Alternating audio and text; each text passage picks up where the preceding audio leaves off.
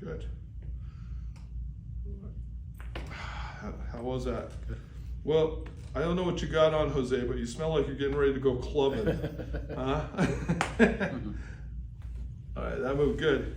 Look this way. Okay, we're gonna do occipital lift. We're gonna go straight. No, relax, don't worry, I got you. Ooh, that's some money there, baby. Yeah. As long as I do it, it's safe. That's called an occipital lift. Got it. Look that way. I'm the only chiropractor you'll ever meet that knows how to do that around here. Like, oh, see how it's all locked up right there? Oh, that's some money. How was that? Good. You did good, man. Thanks. I'll see you next week.